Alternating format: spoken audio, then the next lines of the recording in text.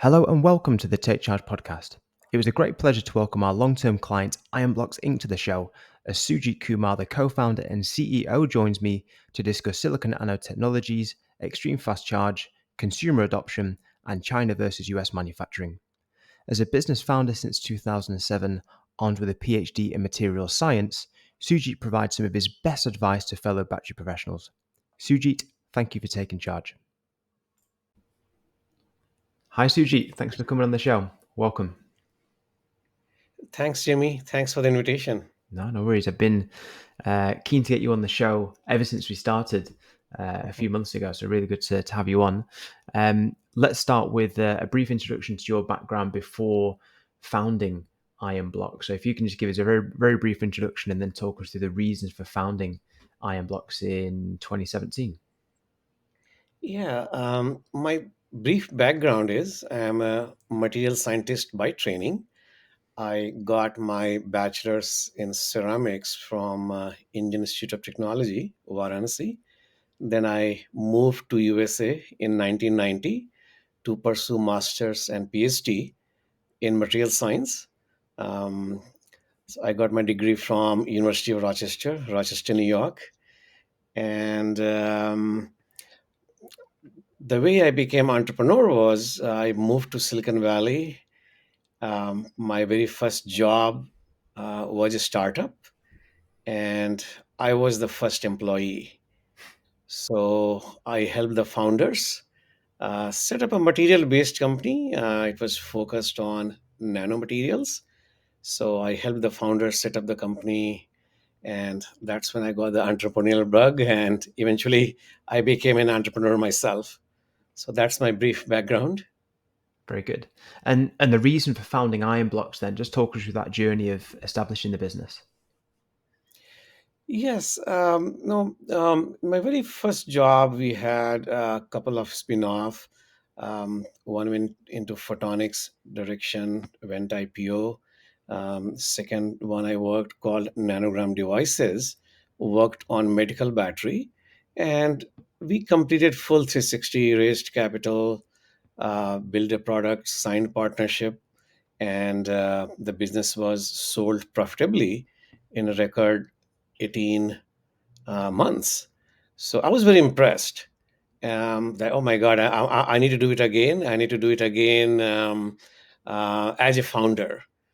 But you have to wait for the right time and the right opportunity.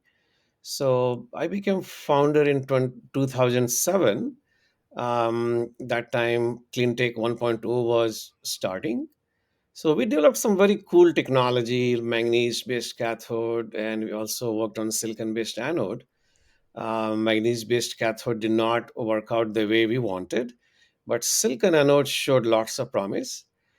So that's where I decided to focus on. So Ionblox was founded in 2017, about 6 years ago, with a focus on silicon-based anode.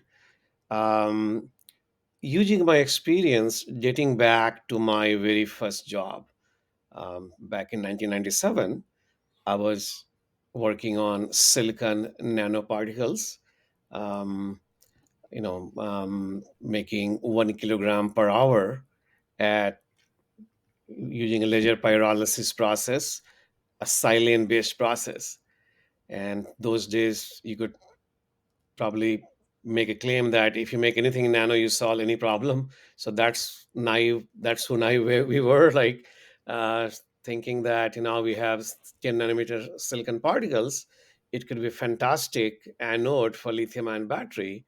It didn't turn out that way, but I got my break in silicon, and using all that experience from my very first job to previous job, Ionblox was founded in 2017 to solve the silicon anode problem.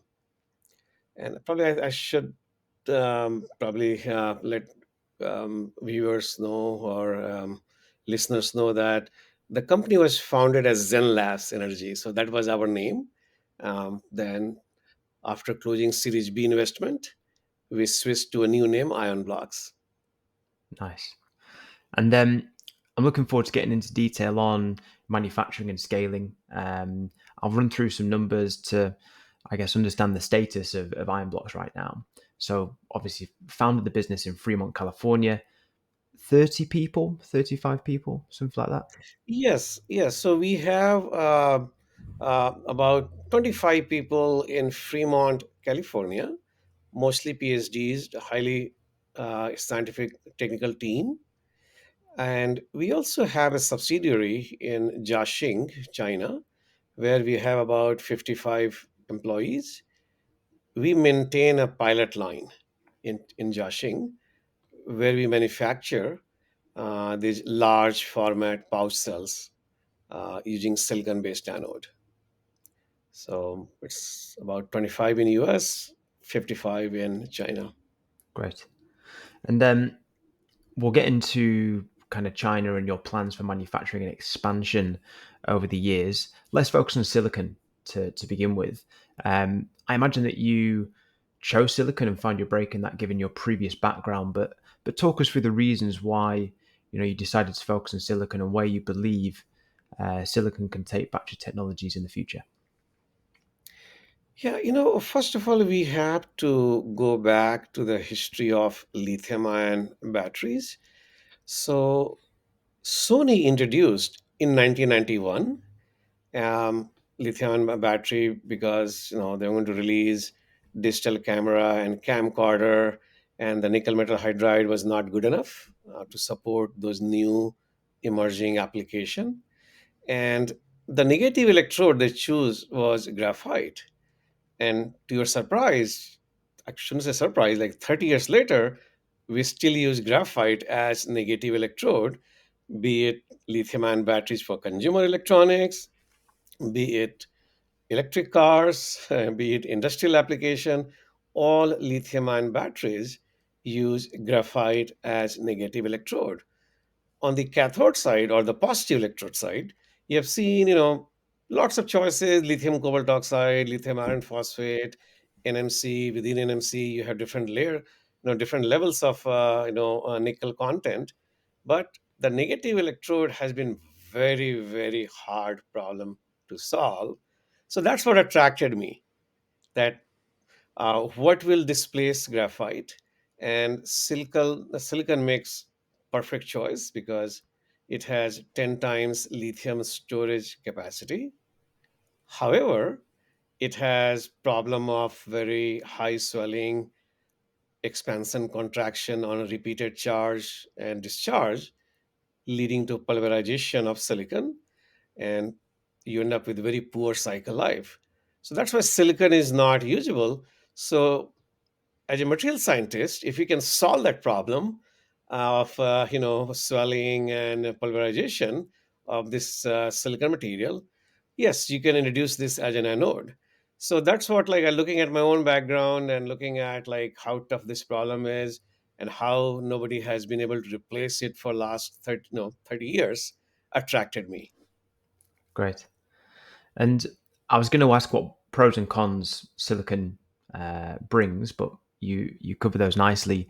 Let's talk instead about how your technology, your silicon technology, differentiates in the market because there's it's obviously a hot trend right now. Maybe Yes. without revealing too much IP, it kind of tell us how your technology is great. Yes. So, I mean, what you see in the market today is that pure silicon, even though you have 10 times the capacity of graphite, very hard to commercialize. So, um, in the market, you will see 5% to 7% silicon blended with the graphite. So that's entering the market today.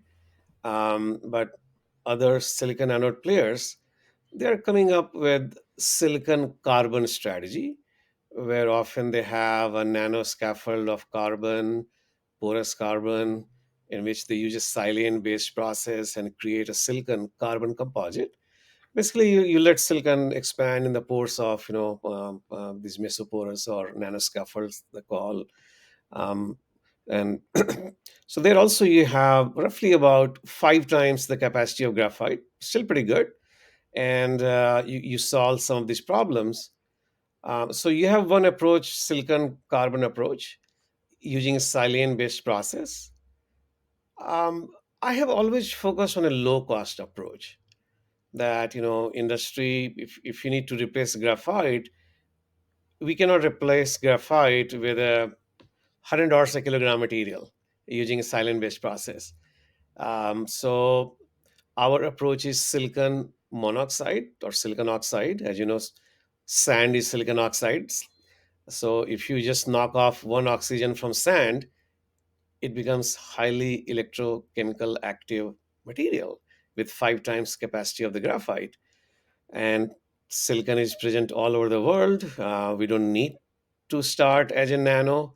So we saw lots of benefits on silicon monoxide. So that's one of our core is that we start with very low cost silicon monoxide.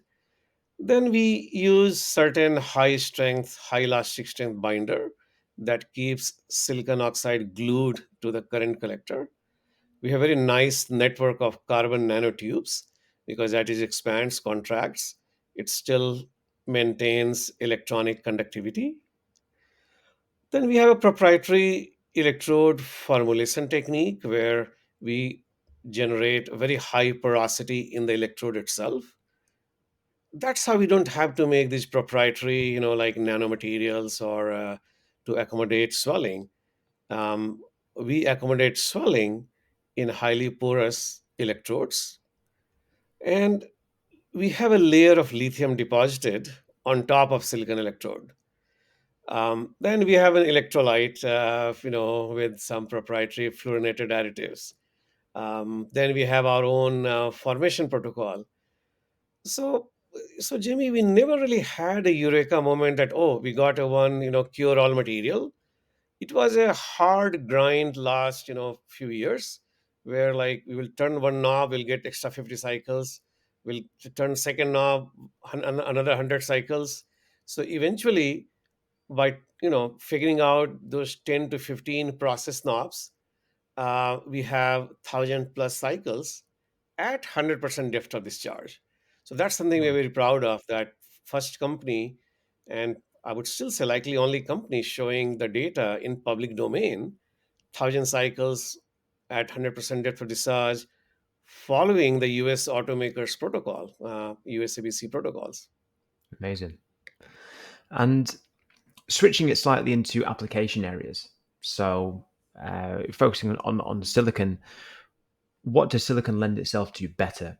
EV, EVTOL, and how do you decide which application areas to focus the most?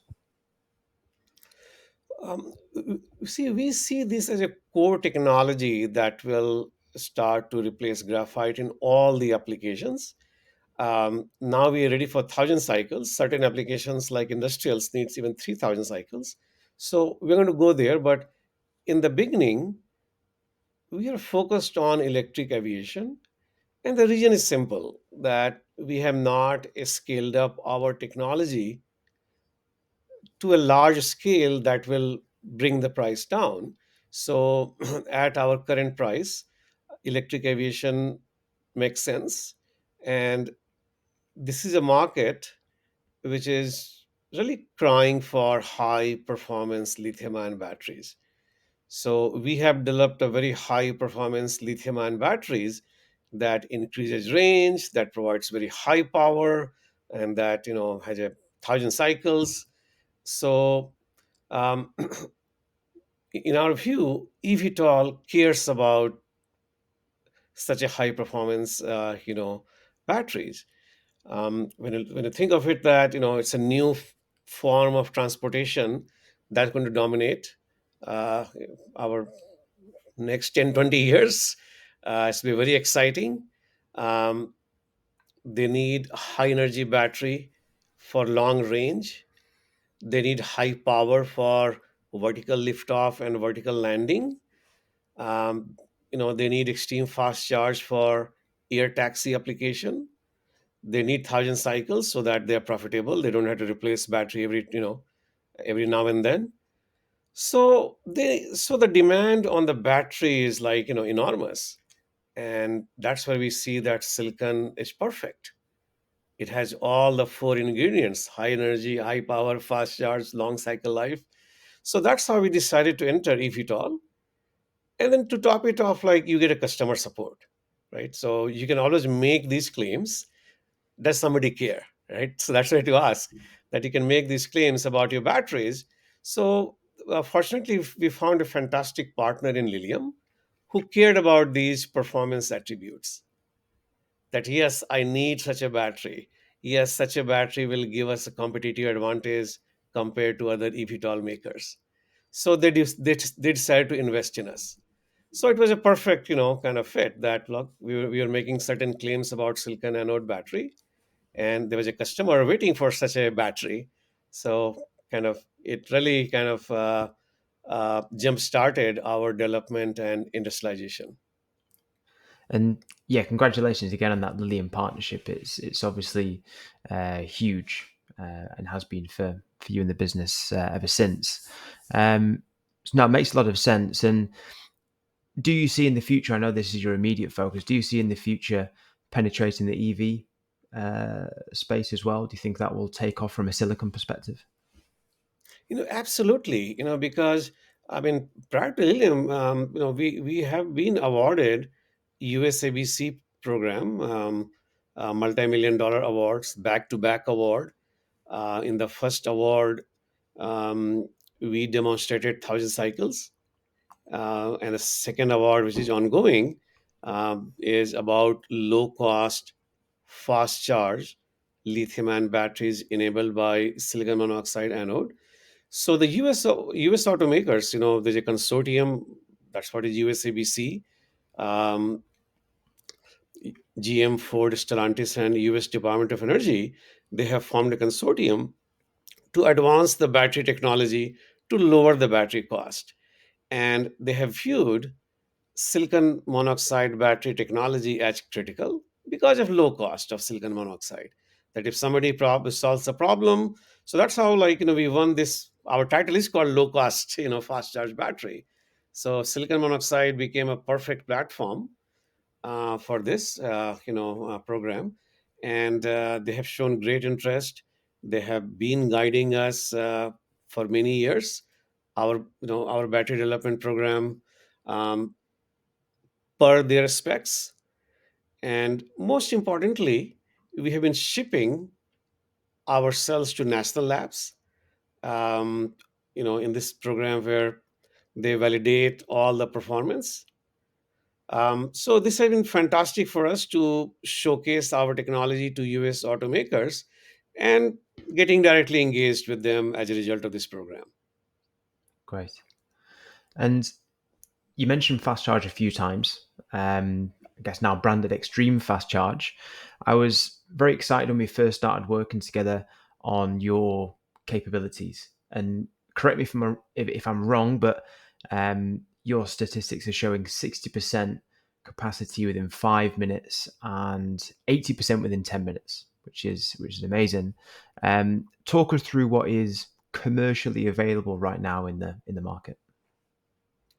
Yeah, so like any EV owner will express his frustration, the long lines at supercharger.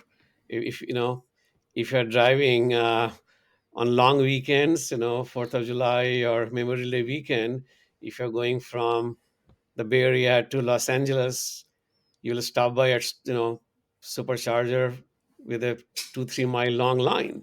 So it's very painful. So or even, like, from, I live in the Bay Area, going to Tahoe and Yosemite is, certain weekends it's really painful, like taking your electric car. So, and all this charger takes, like, 2 hours, 3 hours, and to get the fully charged. So yeah, for short range, not a problem. If you are charging at home, which is what I do, you know using it for routine, 40-50 mile drive every day for commute, not a problem. But for long drive, it's a we need to bring parity with internal combustion engine. Hmm. That people should not have this fear that, oh my god, I'll be stuck somewhere, I'll have to wait in a 2 mile long line, uh, and even after I wait, like, it will take 1 hour, 2 hour, to top off about 70%, 80% of the battery capacity. So industry has been trying to solve this problem, and we are glad we are leading the way. Like I said, our USABC program was about fast charge. It was about charging in 15 minutes. We showed 90% battery charge in 15 minutes, 80% in 10 minutes, 60% in 5 minutes. So this, if you think of it, a 300-mile range car, and we right away we increase the range by 30% because of switching from graphite to silicon, and you can charge 280 miles in 5 minutes, 60% of that. So it's like bringing true parity with internal combustion engine, that if you're in a long trip, you don't have that fear, you don't have that anxiety. So that's the one aspect of it, that you can charge the batteries in 5 minutes or 10 minutes. There are other companies who have made this claim, but they do not show cycle life data. It's a very harsh condition, that when you slam lithium ion in the silicon anode in the charge process, it degrades, be it graphite, be it silicon, whatever anode, or lithium metal anode. When you have that high current density, when you use, when such a high, lithium ion goes into the anode, it disrupts the structure. So the cycle life is poor. And that's the problem we have solved. We are showing 1,000 cycles in extreme fast charge condition. 5 minutes to 60%, you can do 1,000 times without degradation. You can do 10 minutes to 80%, and again 1,000 cycles, maintaining USABC test protocols. So something we're proud of is a complete solution, that you have fast charge, but you have fast charge every charge, not just one time. Sure. And it's a debate that's ongoing, range versus fast charge. And I think it's personal preference based on where somebody lives and what their daily commute looks like. But the fact that, silicon and your silicon can improve range by 30%, am I right in thinking it can go up to 50% as well in certain cases? Or is, Yes. yeah. Um, Yes, 30% to 50%. Right now, we are ready with the 30% technology, and we can also increase range by 50%. And we are working on that. That we have a Gen 2 battery, 400 watt hour per kilogram. Right now, we are close to 350 watt hour per kilogram. Amazing. So yeah, it's when we first started working together, I was very excited about that because, for as a consumer, I don't own a vehicle now because I live in a city. But before, I always had a normal combustion engine, petrol, and I always wanted an electric car, but the costs were higher. Convenience wasn't there. We lived in quite an old house. It was a 1905 house, and getting the electrics to it wasn't too convenient. So yeah, I think this technology is very exciting to advance adoption. So yeah, let's see how things go. Um, your current operations, so Fremont, California, and then as you mentioned, Shenzhen, China. Talk us through how the scaling has gone so far and how you continue to scale your operations over the coming years.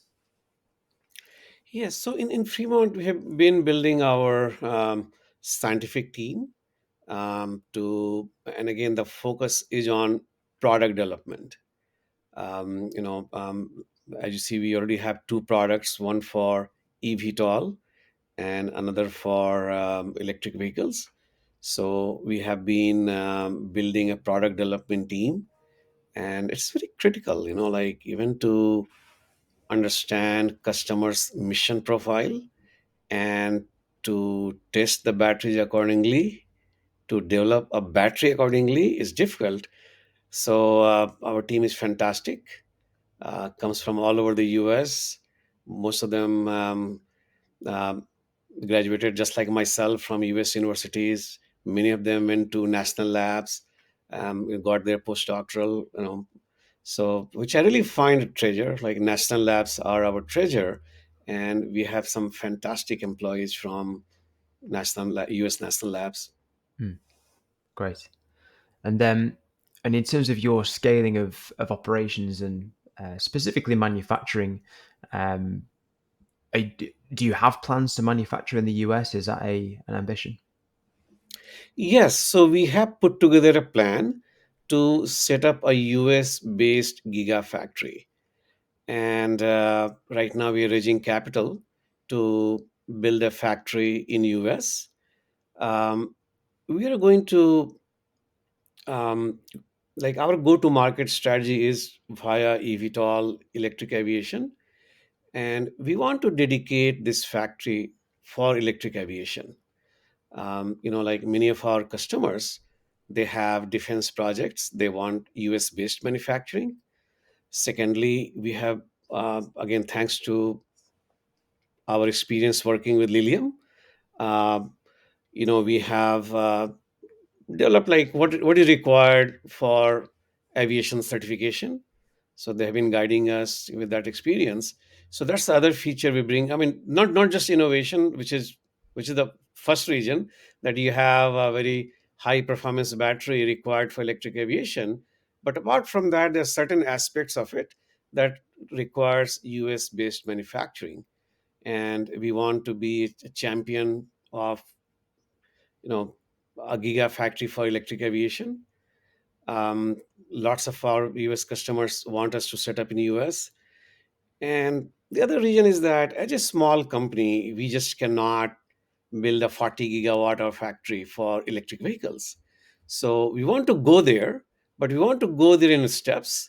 We want to hone in our, technology. We want to demonstrate our technology, prove our technology on electric aviation at a volume. So somewhere between 500 megawatt hour and 1 gigawatt hour will be adequate for next few years. But eventually, even electric aviation going 2030 and beyond will require multi gigawatt hour. But at this point, we see that's a perfect, for team like ours, because we are very humble by manufacturing. We believe many startups will fail because they lack manufacturing experience. It's extremely hard. And so just to take up a task of 40 gigawatt hour on get go would be very difficult for us. But we can climb up the value chain, build 1 gigawatt hour, then eventually build for electric vehicles.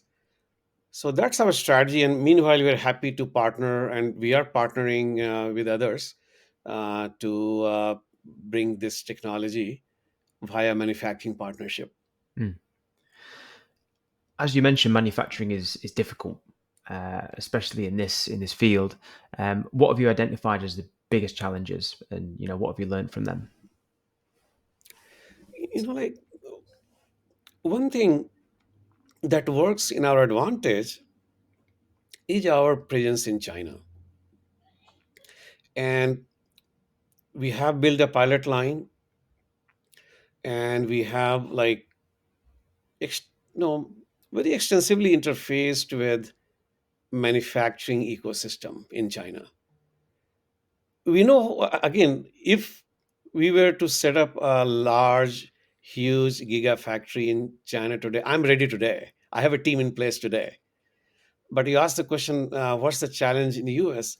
The biggest challenge is lack of manufacturing ecosystem in US. And by which I mean, equipment provider, process capability, uh, you know, um, all the raw material suppliers, uh, all of them coming together, all of them working together. We don't have that yet in US. And if you look at it, what's working in US is direct intervention of US automaker like Tesla with Panasonic, GM with LG. These are very large companies who can pull this thing off at this massive scale. It's extremely difficult for a startup to bring that scale in US. and to create that manufacturing ecosystem. However, these large corporations are doing us a favor by creating this ecosystem. So that's why the US automakers from GM, Ford, Stellantis, Tesla setting up factory, setting up joint ventures with these leading, Korean and Japanese makers. It's a very good news. It's creating the ecosystem, it's creating the supply. Now we can, I would love to buy equipment from US based sources. Today it's not, does not exist. If you want to set up a plant from all the way from powder mixing to coating, calendaring, cell assembly, uh, formation, you simply cannot buy all the 100% equipment in US. You have to go to Asia. Mm. I'm hoping that this equipment ecosystem gets created. I mean, we had that for semiconductor, right? We, similar issue, right? We started from scratch, but very thriving industry, although we lost again that to Asia. But in lithium ion battery, it does not exist today. Um, in Asia, and I mean both like Korea, China, Japan, we see lots of chemicals available that we need, which is not available in US today. So some of the technology we were lucky with because we had very strong traditional ecosystem from the beginning, like separator technology. Mm. So in terms of separator, we always had like very good separator companies based in US, but we never had good cathode companies, good anode companies, good electrolyte companies who can provide you multiple choices. Even though cathode were invented in US, but we really never created a manufacturing ecosystem of a cathode. No. So that's where we are very kind of again thankful to IRA, all the funding, all the recent funding to create this supply chain in America. That's very critical. So I think we are headed in the right direction, but we are not there yet. Sure. We have a long way to go. Of course, you're in that transition of being a research and development company into a manufacturing company. Yes. And I've spoken to a lot of CEOs and leaders who have struggled with that transition. And the two teams are there's too much disparity. They're kind of working towards different targets. Have you found a challenge when linking those two teams, and how have you managed those two different departments as you've scaled?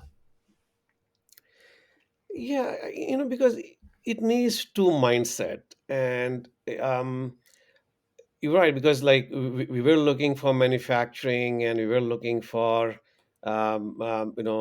lithium ion battery manufacturing and quality control. Yes, it was difficult because the mindset is different. Like the way R&D operates is different, the way manufacturing operates is different, and the lack of manufacturing talent um, in America is forcing many of the R&D guys to jump into manufacturing. It's not a bad thing. It's like it's a good thing. We bring those new ideas to the table, but at the same time, manufacturing mindset is different. And I would say yes, that's a huge challenge to find manufacturing talent. So that's one big gap we have, is that as these new gigafactories will be built in US, who will train that manufacturing workforce, who will bring that mindset? Hmm. Yes, a huge challenge ahead. Not enough manufacturing talent. If we're going to build all these gigafactories that are scheduled, there's going to be no talent to actually run them. So, no, some good points. So you've been a CEO for a long time. I think you mentioned you've been a founder since 2007. Yes. So I imagine you've learned a lot during those years. Um, what would you say have been your biggest lessons over those years? You know, and how would you, or what would you like to pass on to our listeners to maybe help them in their founding companies? Like you have to um, work on many different aspects. Hiring is key, I would say. And fortunately, I was mentored and I was taught that you want to take personal interest in first 100 hires because they will hire the remaining 1,000 employees. So I take personal interest in every hire at every level, from scientists, engineers, business, technician, operators, every level. So that's my personal interest, is that make sure that every team member, I take personal interest in. You know, every startup has their own strength on technology and products. So you have to realize what is your strength and focus on your strength. So I think everybody does well there. Um, one lesson I would say I have learned is more on the fundraising side. Is that many times founders make a mistake. Yeah, fine. They often leave the money on the table. You should not, and it should be a lot more aggressive. If when you can raise capital. So that's something I wish I would have done better. I wish I would have done differently. I wish I've been more aggressive. When money was there on the table, I should have grabbed it. Not just that, oh, okay, I filled my quota, I'm good to go. If there's additional money on the table, take it, because you will always go through ups and downs. You might be on the up market days. You might think about, yeah, maybe I should raise after the valuation has gone up. But we are in a very um, capital intensive industry. So that's one thing. Like, I would not call it negative, but that's something this industry needs: access to capital, and access to large capital, because you're talking about manufacturing. And so that's something I would advise founders: the focus on fundraising and be aggressive there. Um, Best time to raise capital is when you have capital. Sure. So even if it means an extra seat at the table, you would never turn down um, the prospect of someone else investing in the business. Yes, I would like. I should have taken in the past too. I feel that way. um, Sure. you know. um, Good stuff. Well, you're obviously in a very good place anyway, but no, it's a really good lesson to learn. I guess hindsight's a wonderful thing, and but no, that's a really good lesson. Thank you for that. Um, Exciting times for Ionblox. Talk us through what the future looks like. So, in terms of product development, we will continue to improve the energy density and bring the cost down. So that's our focus. Like, we want to, I mean, first of all, with silicon anode, we want to reach the economics of scale where we will have a true parity with graphite, meaning um, we see our anode 4 times costly as graphite, but also 4 times capacity as graphite. So you will need only one fourth of graphite. So even though we are 4 times costly, we see that like our technology, likely the only technology will that will bring parity with graphite anode. Silane based process, like I said, I have worked many years ago. They are very costly, so they will not bring the true price parity. So we will continue to work on micron size. It's a very dull and boring material, silicon monoxide, micron sized, you know, grounded and crushed to powder, but it has potential to bring the cost down and bring, true parity with the cost of graphite. So that's where like our, goal is to set up not just a battery plant, but also a silicon monoxide, manufacturing plant, a very low cost, so that US can compete with China and rest of the world, because China has a strong raw material ecosystem. So that's something like I want to do. going forward, so that like after if at all we start to penetrate into EV market with this low cost SIO. Um, we will continue, as an innovative company, we will continue to improve the battery performance, and in that regard, we will replace the current cathode with a sulfur based cathode. We announced a partnership with a Australian company called G Lion, who is a leader in sulfur based cathode. So now we see sulfur silicon battery, very strong player that can dominate 2030s. So next 5 years, our goal is to replace graphite with silicon using existing cathode. 2030s, we believe sulfur silicon, and here they are the most abundant material in the whole world. And the raw materials are the 70% cost of the battery. The cathode is 40 to 50% cost of the battery. So sulfur silicon will be truly a game changer battery that will bring, you will have high performance at the lowest cost. So I think that would be kind of ideal ultimate solution. So that's something I'm very passionate about, and mm, our team is working on sulfur silicon as a next generation product. But meanwhile, next 5 years, we see our gigafactory up and running, supporting electric aviation and high performance electric vehicles. Batteries should be coming from our gigafactory. Then, using that next 5 years experience, we would like to set up a large 40 gigawatt or 100 gigawatt or factory to support electric vehicles. So that's our roadmap for 10 years. Nice. So very busy times ahead for you, Sujeet. But now it's exciting. Silicon sulfur batteries powering hopefully our next electric planes. Who knows? Maybe private. But no, Suji, it's been a pleasure to welcome you on. Just before we finish, is there anything else that you want to share with the listeners? Anything else you want to expand on when it comes to silicon, extreme fast charge, or iron blocks? I mean, just in general, like our perspective is, um, you know, you have to be very persistent. You have to be very perseverant in this industry. It takes time to get results. It's a very data driven industry. You um, you, you may have fantastic contacts at any automaker, but unless you demonstrate all the data, you cannot commercialize. So many people make a mistake.